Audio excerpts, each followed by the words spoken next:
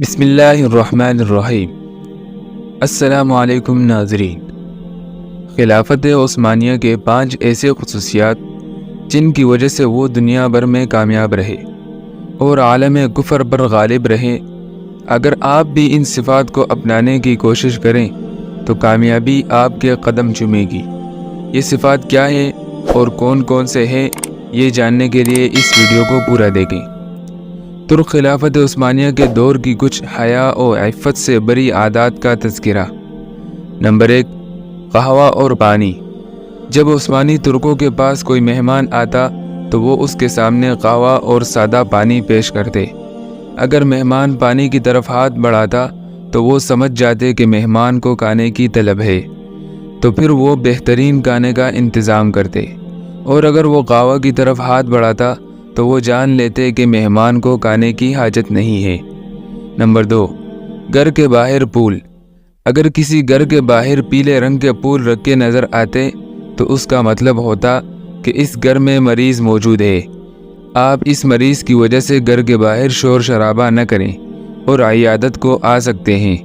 اور اگر گھر کے باہر سرخ پھول رکھے ہوتے تھے تو یہ اشارہ ہوتا کہ گھر میں بالغ لڑکی ہے، لہٰذا گھر کے آس پاس بازاری جملے نہ بولے جائیں۔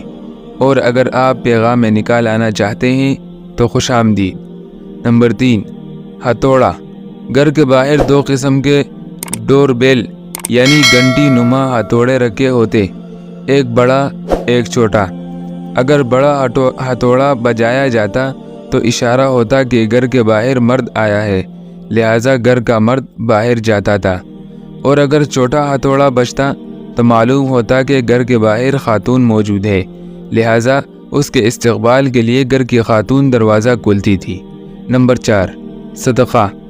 عثمانی ترکوں کے صدقہ دینے کا انداز بھی کمال تھا کہ ان کے مالدار لوگ سبزی فروش یا دکانداروں کے پاس جا کر اپنے نام سے کھاتہ کھلوا لیتے، اور جو بھی حاجت مند سبزی یا راشن لینے آتا تو دکاندار اس سے پیسے لیے بغیر اناج و سبزی دے دیتا تھا، یہ بتائے بغیر کہ اس کا پیسہ کون دے گا۔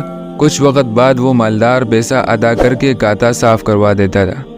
نمبر 5، 63 سال۔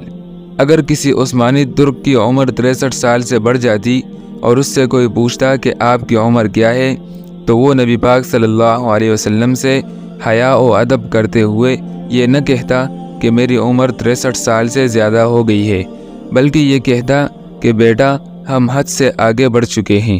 اللہ اللہ، کیسا ادب، کیسا عشق تھا ان لوگوں کا، کیسی بہترین عادات تھی ان لوگوں کی۔ یہی وجہ تھی کہ عالم کفر نے سلطنت عثمانیہ کے غداروں سے مل کر ٹکڑے ٹکڑے کر ڈالے۔